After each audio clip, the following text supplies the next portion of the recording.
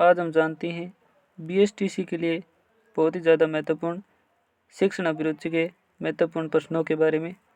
तो सबसे पहले हम शुरुआत करते हैं।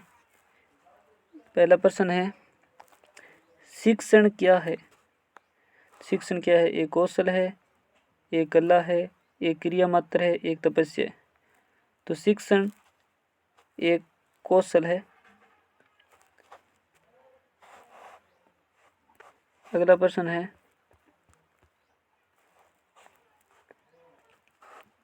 अध्यापक के लिए सबसे मूल्यवान इनमें से क्या है? एक अध्यापक के लिए इनमें से मूल्यवान क्या है?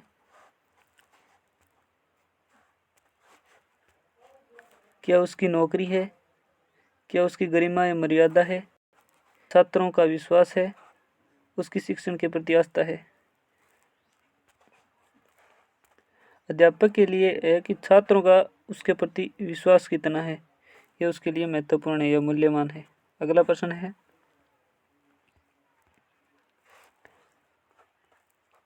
अच्छे अध्यापक के क्या गुण होने चाहिए? अच्छा अध्यापक होता है उसके क्या?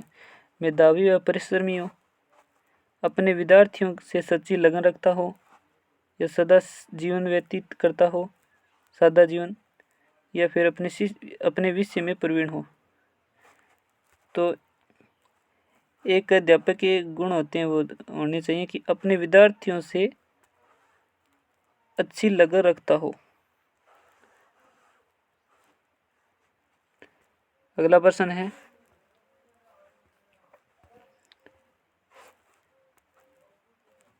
आप स्कूल के बाहर अपने किसी छात्र से किस प्रकार से व्यवहार करेंगे? एक अध्यापक के प्रति प्रश्न है कि अजनबी की तरह व्यवहार करेंगे उस छात्र से, या फिर इससे बात करना पसंद नहीं करेंगे, या बहुत गंभीर होकर, या मित्रों की तरह। तो एक अच्छा अध्यापक है वो क्या करेगा? वह बहुत गंभीर होकर उससे बात करेगा। अगला प्रश्न है,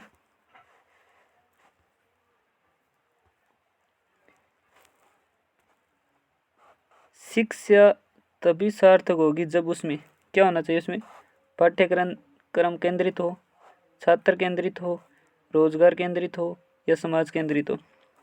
तो शिक्षा वो छात्र केंद्रित होनी चाहिए, न कि पाठ्यक्रम, रोजगार केंद्रित और समाज केंद्रित। अगला प्रश्न है,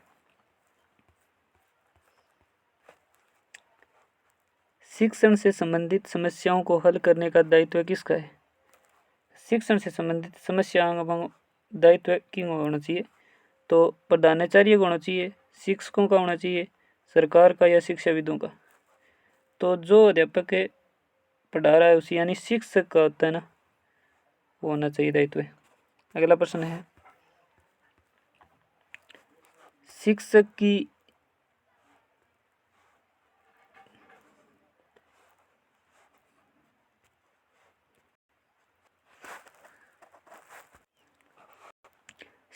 की योग्यता एवं आचरण का सबसे मूल्यांकन कौन करता है?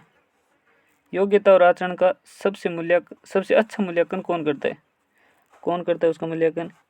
प्रधानाचार्य करता है, शिष्य करते हैं, समाज के संभ्रांत लोग करते हैं, या विशेषज्ञ करते हैं? तो अच्छे शिक्षक का योग्यता और आचरण उनके शिष्य मूल्यांकन करते हैं।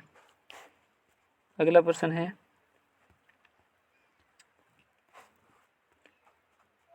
आपके विचार से शिक्षा का उद्देश्य क्या होना चाहिए? शिक्षा को उद्देश्य क्या होना चाहिए? शिक्षा ग्रहण करने के बाद नौकरी, छात्रों की मानसिक योग्यता का विकास, छात्रों का साक्षर बनाना, या बालकों का सर्वांगीण विकास? तो विचार और उद्देश्य नहीं, बालकों का सर्वांगीण विकास होना जरूरी है। अगला प्रश्न है,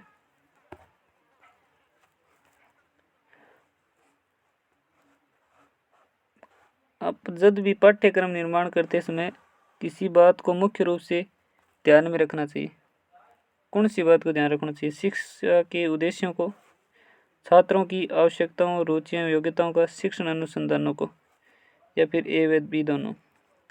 तो इनमें ऑप्शन नंबर डी सही होगा कि शिक्षा को उद्देश्य ने और छात्रों की आवश्यकता और रुचियां ने ध्यान में रखनी जरूरी होनी चाहिए। अगला प्रश्न है,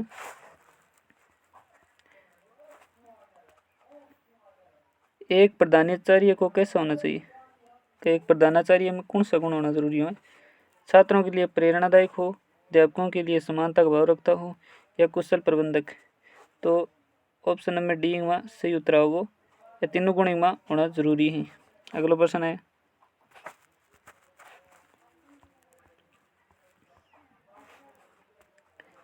एक अध्यापक के अनुसार शिक्षण की योजना पद्धति कैसी होनी चाहिए? शिक्षक केंद्रित होनी चाहिए, या प्रोजेक्ट केंद्रित, पाठ्य पुस्तक केंद्रित, या बालक केंद्रित? एक अध्यापक के अनुसार शिक्षा की पद्धति है वह, यह योजना है वह बालक केंद्रित होनी जरूरी है। और नई शिक्षा नीति 2020 में भी कई बात है। अगला प्रश्न है, एक अध्यापक का श्रेष्ठतम गुण क्या होना चाहिए? यह विद्यार्थियों के प्रति पूर्ण समर्पण होना चाहिए, विद्यार्थियों के प्रति उच्च चरित्र होना चाहिए, या विद्यार्थियों के प्रति उच्च विचार होना चाहिए, विद्यार्थियों के लिए धर्मनिरपेक्षता। तो एक अध्यापक का श्रेष्ठतम गुण है कि वो विद्यार्थियों के प्रति पूर्ण समर्पण या समर्पित हुए। अगला प्रश्न है, अध्यापक मुख्य रूप से किसके प्रति जवाबदेही होता है? तो अध्यापक है वो मुख्य रूप में किसके प्रति जवाबदेही हुए? समाज के प्रति, समाज तथा छात्रों के प्रति होता है, प्रधानाचार्य के प्रति होता है, अभिभावकों के प्रति, या फिर सरकार के प्रति? तो यह मुख्य रूप में समाज तथा छात्रों के प्रति होना चाहिए। अगला प्रश्न है, ग्रामीण अंचलों या क्षेत्रों में बच्चों के स्कूल से भागने तथा पढ़ाई छोड़ने का मुख्य कारण क्या है? स्कूल का नीरस वातावरण है, छात्रों की बाल श्रमिक बनाने की लालसा है, छात्रों का अध्यापक से डरना, या ये सभी? तो इनमें स्कूल की नीरस वातावरण के कारण ही ग्रामीण क्षेत्र में बच्चा पढ़ाई छोड़ देवे। अगला प्रश्न है, अध्यापक की कार्य क्षमता को कैसे बढ़ाया जा सकता है? परीक्षा बल के अनुसार पदोन्नति करके, या कड़े स्कूल प्रशासन से, अध्यापक के कार्यों को सराहना करके, या अच्छा वेतन देकर? तो ये तीनों कोई मतलब का नहीं है। तो सी यानी अध्यापक के कार्यों की सराहना करके कार्य क्षमता ने बढ़ा सका अध्यापक की। अगला प्रश्न है, शिक्षा शक्ति एवं सत्ता का स्रोत क्या है? महिलाओं के लिए, पिछड़ों के लिए, बालकों के लिए? स्रोत है वो पिछड़ा खतर और महिलाओं खतर, दोनों खतर। ऑप्शन नंबर डी सही होगा। अगला प्रश्न है, भारत में शिक्षित बेरोजगारी का प्रमुख कारण क्या है? शिक्षित बेरोजगारी, पढ़े लिखे बेरोजगारी, सरकार की रोजगारी के लिए ठोस नीति का न होना, शिक्षा का व्यापक प्रसार, उद्देश्यहीन शिक्षा, या घटिया स्तर की शिक्षा? तो ऑप्शन नंबर सी सही होगा कि उद्देश्यहीन शिक्षा। अगला प्रश्न है, हमें शिक्षा ग्रहण करनी चाहिए क्योंकि शिक्षा क्या है? व्यक्ति को क्या करती है? विद्वान बनाती है, व्यक्ति को स्वावलंबी बनाती है, व्यक्ति को अर्थोपार्जन योग्य बनाती है, या ये सभी? तो शिक्षा ग्रहण करनी चाहिए क्योंकि शिक्षा वह व्यक्ति को स्वावलंबी बनाती है। अगला प्रश्न है,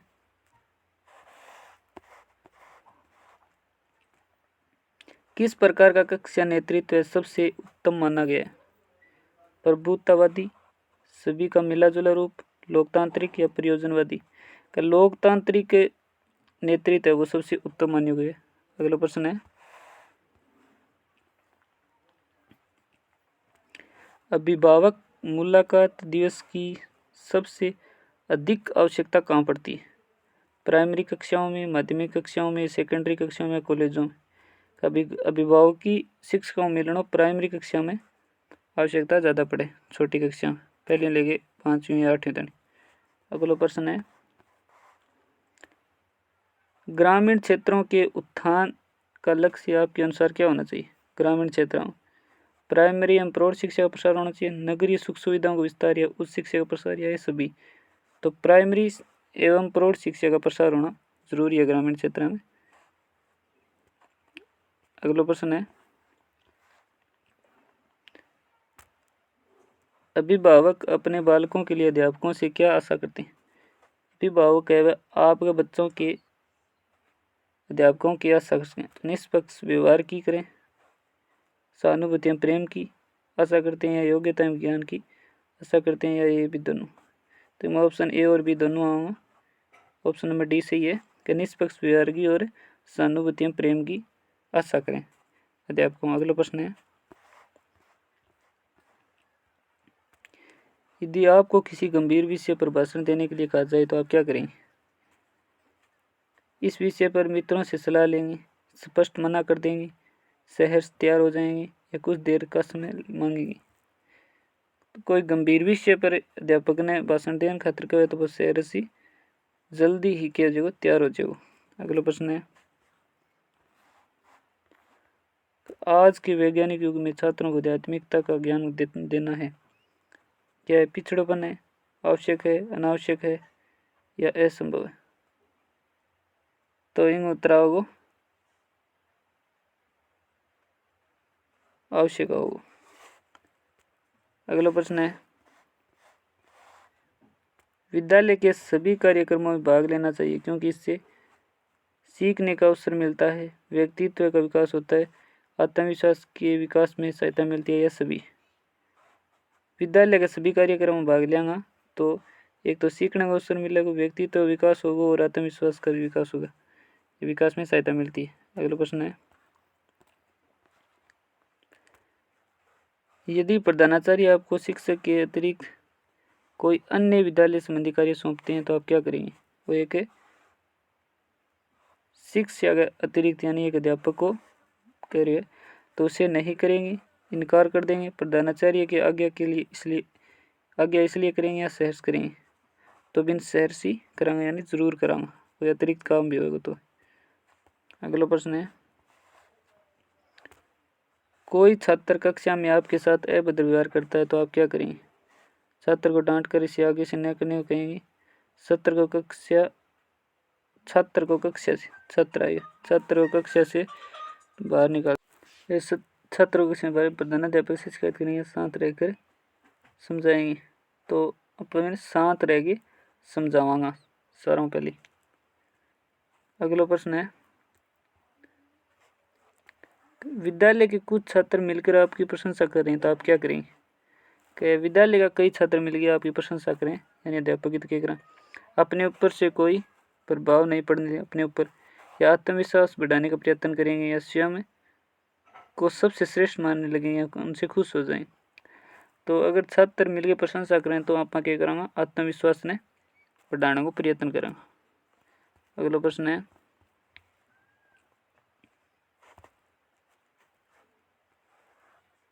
आपकी कक्षा में एक छात्र ब्लैक बोर्ड पर अभद्र चित्र बना देते हैं तथा गंदी बातें लिख देते हैं तो इस स्थिति में आप क्या करेंगे? इस स्थिति में आप उसे कठोर दंड देंगे, इस समय ऐसा नहीं करने के लिए सचेत करेंगे, या उसे बहुत अधिक गंभीर न मानकर उचित अवसर देकर ऐसे कार्य की शिष्टता को स्पष्ट कर देंगे, या फिर अन्य अध्यापकों में बात कर छात्र को सार्वजनिक रूप से शर्मिंदा कर दें? तो इनको सही आंसर होगा ऑप्शन नंबर सी का उसे बहुत गंभीर न मानकर उचित अवसर देखकर ऐसी कार्य की अशिष्टता को स्पष्ट कर देंगे।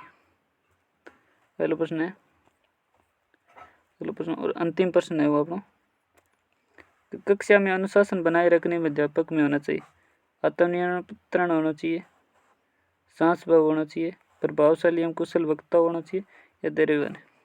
तो एक शिक्षक ने क्या होना चाहिए? प्रभावशाली और कुशल वक्ता होना जरूरी है। अगर वीडियो पसंद आए तो लाइक कर दियो, लाइक शेयर एंड सब्सक्राइब जरूर कर दियो। धन्यवाद।